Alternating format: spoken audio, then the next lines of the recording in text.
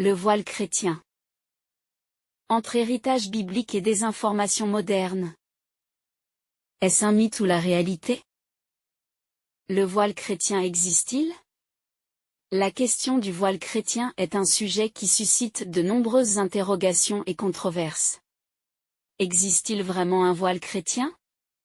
Cette interrogation est-elle légitime ou s'agit-il d'une simple légende alimentée par les réseaux sociaux? Pour y répondre, nous allons explorer les textes bibliques, les traditions chrétiennes et l'impact des réseaux sociaux sur cette question.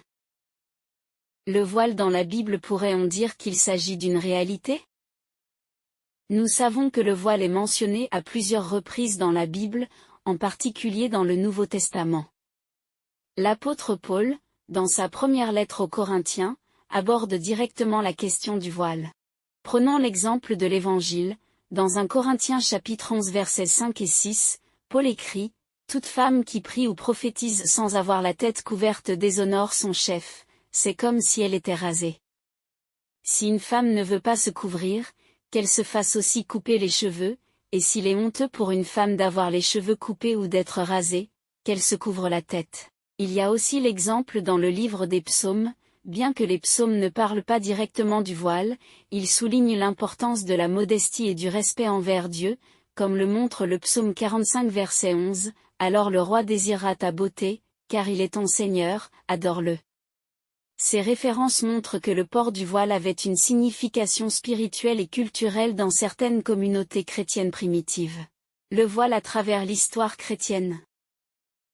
Le voile a été porté par les femmes chrétiennes à travers les siècles, notamment dans les églises orientales et parmi les ordres religieux. Les religieuses catholiques portent encore le voile comme symbole de leur dévotion et de leur engagement religieux. Dans certaines cultures chrétiennes, comme chez les orthodoxes russes ou les coptes égyptiens, le voile est un signe de piété et de respect.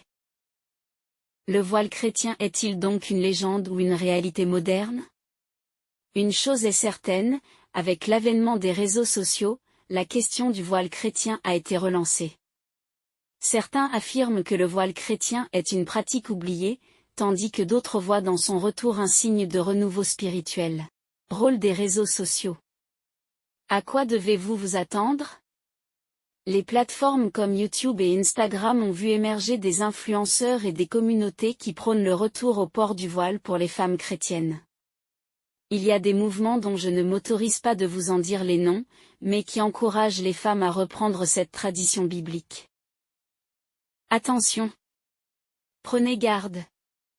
Prudence sur les réseaux sociaux, car la prolifération des informations sur les réseaux sociaux peut conduire à la confusion et à la désinformation. Il est crucial de vérifier les sources et de se référer aux textes bibliques et aux autorités ecclésiastiques pour éviter les malentendus. Toc toc, c'est nous. Je te voile la face, ou pas? De jeunes chrétiennes qui posent voilées, une tendance sur TikTok. Enquêtons juste un peu.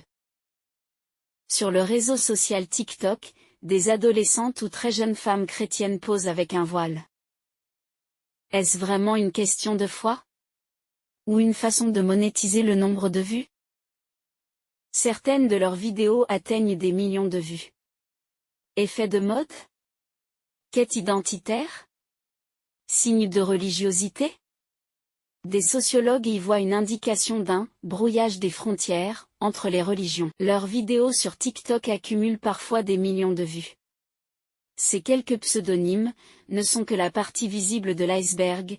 Des centaines d'adolescentes, ou de très jeunes femmes chrétiennes, promeuvent le port du voile sur ce réseau social de vidéos courtes, qui connaît un immense succès auprès des moins de 25 ans. Effet de mode? Affirmation de soi? Confusion des frontières religieuses? Toutes ces interrogations soulèvent des doutes sur leur foi authentique. L'une de ces jeunes femmes affirme s'être tournée vers la prière il y a quelques mois en raison de problèmes personnels. Elle a même entamé des démarches pour recevoir le baptême, selon sa paroisse. De plus, elle trouve son voile, attention, très élégant. Est-ce devenu un article à promouvoir commercialement? Le port du voile contraste avec le style ultramoderne de ces jeunes filles. Elles adoptent un code vestimentaire traditionnel qu'elles intègrent dans un contexte très moderne lié à la société de consommation. Le voile chrétien est-il devenu pour ces influenceuses un moyen d'augmenter leurs revenus? S'agit-il d'une confusion des frontières religieuses? On observe également un brouillage des limites entre les religions. Il y a aussi une certaine forme d'écuménisme, ces jeunes filles sont catholiques, orthodoxes ou évangéliques. Pourtant, comme les autres, les évangéliques expriment leur amour pour la Vierge, même si le culte de Marie n'est pas partie intégrante de leur tradition.